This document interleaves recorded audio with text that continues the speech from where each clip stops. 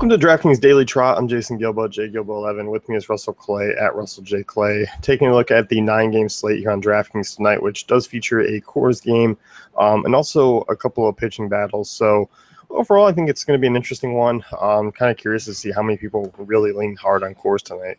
You know who's an interesting one? You.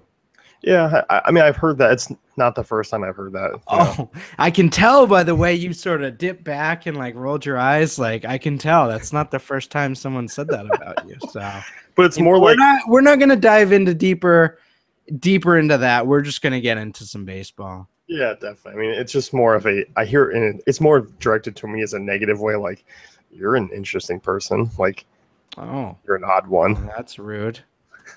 Well, you should. Did you smack them in the face?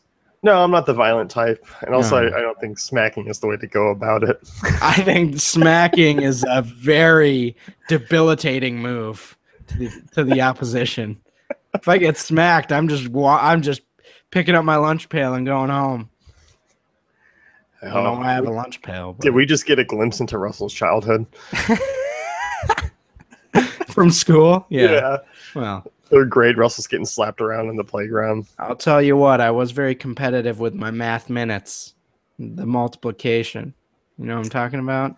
Very I good. lost those. I remember crying in school once. Who hasn't cried in school once, at least secretively? Come on. Whatever. All right. Crickets, anyway, man. Crickets. Raising Blue Jays. Yep, Jake Odorizzi, R.A. Dickey here. We talked about this game as far as being the Vegas. It's a little bit odd for me. I mean, the Blue Jays are projected for nearly 5 runs, which obviously, yes, there's that potential there. I do like some of the bats here more just because of the price tags. I mean, obviously, Encarnacion below 4K. Same thing with Bautista. Obviously against Odorizzi, who has been good, but also does have his blow-up starts at times.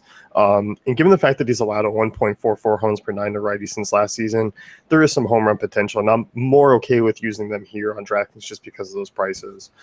Yeah, absolutely. Again, like you mentioned, Bautista at 35 is just mwah.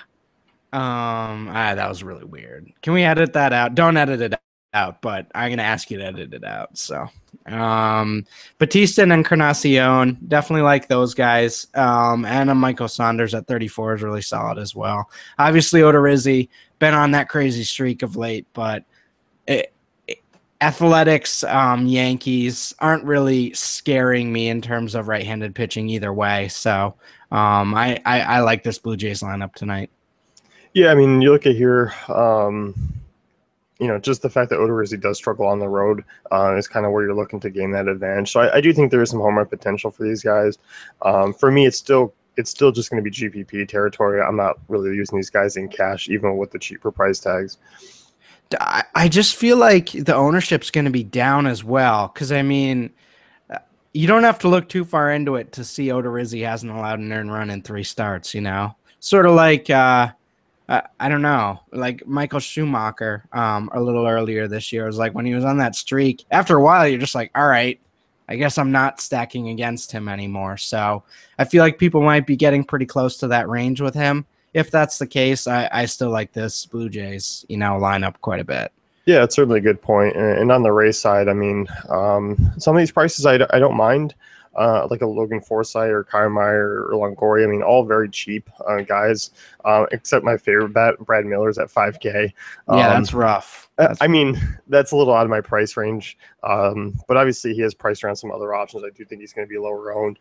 And just given the fact that Dickey has struggled with the long ball to really both sides of the plate, I think obviously the Rays aren't great against right-handed pitching, but there's obviously some big upside here. But obviously I do think the floor is low. I just looked up who Michael Schumacher is. He is a Formula One racer. It's Matt Schumacher, not Michael Schumacher. Well done. I mean, yeah. your daily fantasy Formula One racing career is blossoming. Formula One racing, baby. That's a good reference, Russ. All How right. do you? I'm never gonna ask. Forget it. Oh man, Matt Schumacher. It was Matt Schumacher, is what I meant. There you go. You cleaned that up. Well done. Yeah, thanks. Rays bats. I mean, are you in or out on them? I'm not in. I do like Brad Miller. I think he's even a play at 5K. It's just That's so much. It's just got to be just tournaments. So that's kind of how I'm looking at that. I mean, even Kiermaier 3,800. You're not really getting any discount for a lineup that's not necessarily that deep. So I'm not really seeing many options there. Speaking of kind of not a lot of options, Marlins and Giants, Jose Fernandez versus Johnny Cueto. That was a delicious segue. I know, it was, wasn't delicious. it? Yeah, it was like, there was a pickle, there was some mayo, even though I don't like mayo, but I like it with a pickle and, an onion. Yeah. I don't know what kind of sandwich you're making, but yeah. All the condiments. We're getting so off track with this one. Back to Marlins. Let's talk about the Marlins. Yelich, Stanton, Ozuna, kind of the trio that I'm looking at here. If you're looking to be different in tournaments, we've seen Cueto kind of have some starts here where he hasn't been great. Has kind of had some blow up potential. Obviously, he's coming off a decent start where he was missing quite a few bats, but I'm okay with those guys at those prices. I mean, it's obviously a deep tournament play, but at the most, I mean, I could see that panning out. Yeah, really the only guy I'm looking at here is Ozuna just because of the price. The Yelich and Stanton sort of grouping and pricing doesn't really appeal to me as much, especially against Cueto. So Ozuna's a nice tournament punt, but other than that, I'm not really touching this lineup. As far as the Giants go, I mean, I'm not really looking to use them here against Fernandez. I mean, I know they got to him earlier this season, but that was a long time ago. I'm just kind of moving on from the Giants. I don't think I really need to dive into anyone there. Agreed. Yeah, I'm just kind of moving on. Good way to phrase it. Yeah. Braves and Brewers next here, and talking about the Atlanta bats, they're not quite the value that they were over on FanDuel, especially at Freddie Freeman, who's 4.9. But I do think because of that, his ownership is going to be a little bit lower. And I don't mind him against Davies. I don't mind the lefties there, just especially because it's in Miller Park, and the Braves bats have actually been decent. Yeah, I like Freeman in this matchup, even at 4.9. It's kind of like paying up for Brad Miller at 5K, except he's even better. So I do like this quite a bit. I think there's a ton of upside with Freeman, obviously, against righties. Yeah, certainly. And, I mean, in terms of the rest of this lineup, I'll take Matt Kemp for 38. Yeah, I definitely will too. I mean, in that ballpark with some home run potential, I don't mind him. I don't mind in Coyote up at 3,700. He's an intriguing leadoff guy. I'm okay with using the Braves bats here, but obviously it's just limited to really 3. Yeah. And on the Brewers side, I mean, you're paying up for that pretty much that upside that we've seen lately. But Villar and Braun have really shown that upside, and have been tournament difference makers over the last few days. Yeah, I mean, obviously, when you hit 2 home runs, things start to get pricey. So, I mean, Braun at 5.5. I feel like that's only for a Brewer stack with me. I don't see myself, or unless I get a lineup where I just have a ton of extra cap by the end of my roster construction, I don't see myself plugging him in and building a lineup around him. Yeah, I think that's the one thing that's going to be tough. I mean, is kind of working him into a lineup. I mean, obviously, you do have a couple price pitching up top, but you do have some value guys. So if you can open up some salary, I definitely would not mind throwing Braun into there. Yeah, a premium play for sure, along with Hernan Perez, solid. And I mean, even a Chris Carter at 4K is okay with me. Yeah, certainly. So I think that game definitely has a lot of potential there. I mean, especially given that it's in Miller Park. Yeah. Astros and Twins next, and I mean the Twins prices are high for some of those guys. I mean Kepler and Dozier are both very high, but obviously in a matchup that can be exploitable, just depending on what McHugh comes out and does. We've seen him really blow up before. We've seen him come out and throw a solid game. I mean, this is a definition of a GPP lineup just because of the boomer bust here on both sides. Yeah. For Kepler, 53, I like, obviously you like his price a lot more on FanDuel. But I think in terms of Plouffe and Sano, I'm okay with that. I think those two are pretty decent options. If you're looking for value in that lineup, that's kind of what you're looking at. But yeah, this is just a tournament game in general. Are you refraining from saying that Kepler's overpriced? Yes, I am absolutely refraining. That will never happen again. I'll tell you what. Joe DiMaggio's hitting third for the Twins tonight, so no need to slander that name. Yeah, definitely. I mean, I knew that was kind of where you were headed. It was just funny to see that kind of build up. Yeah. The Houston bats, I mean, I like quite a bit. I like the George Springer price at 4.2. Alex Bregman at 3.6. I mean, we talked about Duffy. I mean, 381 Woba to right-handers, 1.90 runs per nine, Yeah. reverse splits guy. The first five batters are right-handed. I think there's a lot of potential there. Obviously, Altuve and Correa are expensive, but the rest of those three, I mean, Gaddis, Bregman, Springer, are at a really nice price tag. I don't mind a Houston stack. I don't mind kind of using those guys as one-offs. I think they are a cash game team for me. I'm okay with using those guys. Yeah, for sure. And I mean, like you mentioned, there's a lot of value surrounding the high end guys. So, um, between Braun and Altuve, I probably go Braun. But I do like Springer's price quite a bit. Yeah, definitely. I mean, if you're speaking of over 5K guys, I mean, Yeah. you're leaning to more of a power threat. Obviously, Altuve has shown some power, but Braun's definitely in a better spot. But yeah, as you mentioned, and having Gaddis at 36 is okay. Tony Kemp, sure. I mean, you can fire away with some of the end of the lineup guys for sure. Yeah, definitely. That game could be a kind of a high explosion of offense. Mm-hmm. Cardinals and Reds next here. Cardinals facing the lefty Cody Reed, and I'm definitely intrigued with some of those right-handed bats. And Steven Piscotty at 4.4 is certainly a steal tonight, given his success against lefties. And you look at Reed.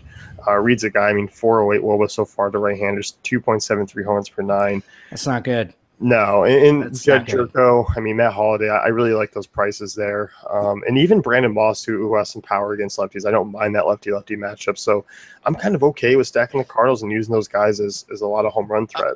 I think the point is, if you're stacking 2 to 3 guys and looking to throw them in a cash game, I think this is the lineup to do it. Honestly, I mean, not with Jed Yorko, but that 3K price tag really puts him into strong consideration in all formats for me. Whereas on FanDuel, it's kind of like everyone else is so cheap, there's no real need. That's a really solid price for him. Yeah, I don't mind him. I don't mind him in cash as well. It's definitely something I'm intrigued with. Mm-hmm. Outside that, I don't feel myself really diving down into the back of the lineup, even though there is some potential there. Just given the fact that all those prices are remotely similar from the top and the bottom half, I might as well just go up top. Yeah, agreed. So as far as the Reds go, I mean, it's kind of the same guys here. I'm just kind of looking to use a Billy Hamilton with his stolen base upside. And Adam Duvall, he's much cheaper on FanDuel, but I don't mind him still as a GPP play. But even though I like him a little bit less because of the price.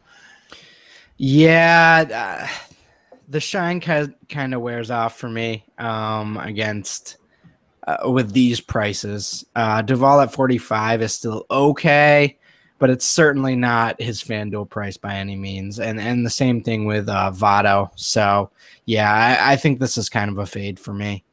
Yeah, I think so too. It's not really of intriguing the pricing. I think more so it caught our eye on FanDuel here. Yeah, not so much.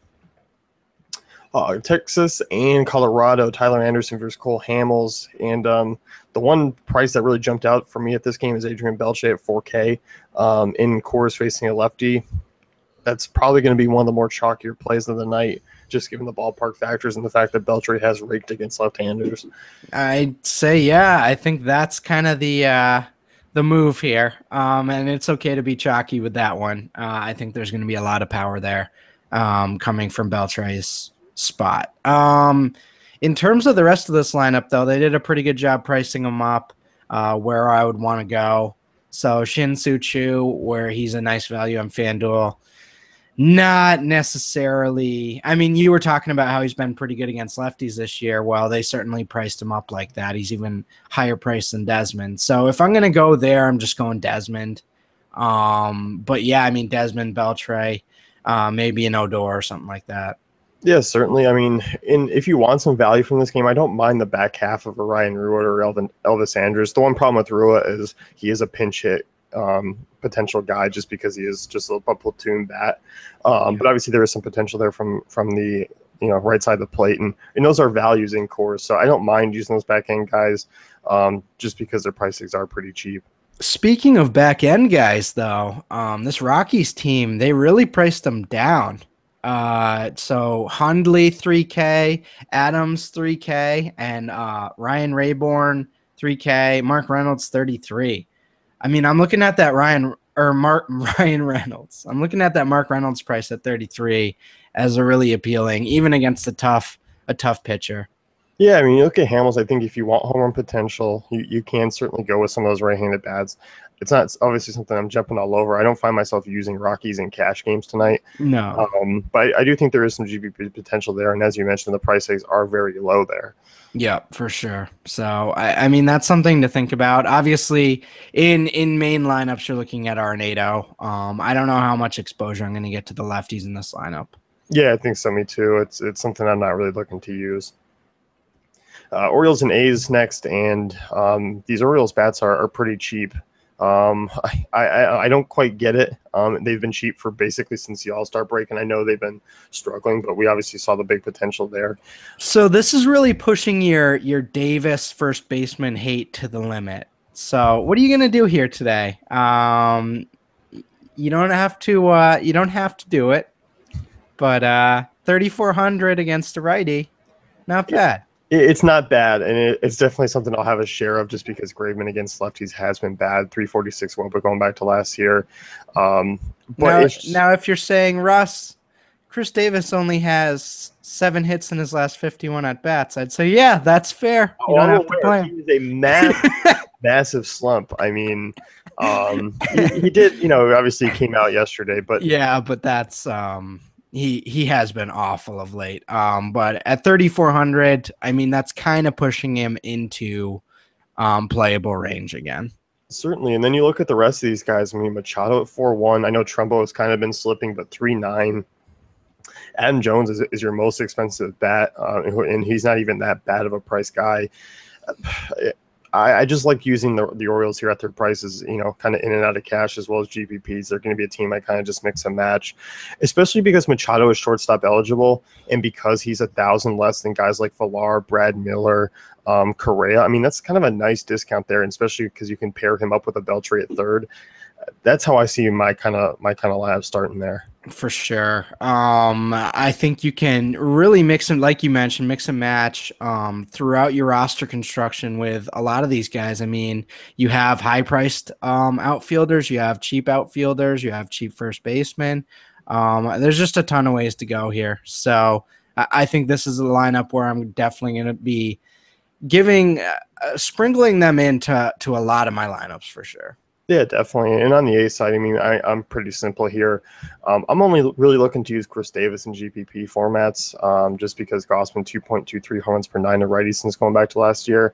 And obviously the Davis upside is tremendous, and I don't mind it at the price. But Gossman very tough on lefties. I mean, he's only allowed a 280 WOBA going back to last year, so I'm not really on the A's. It's just more Chris Davis, and I'm moving on. Yeah, I totally agree. So, yeah, definitely solid.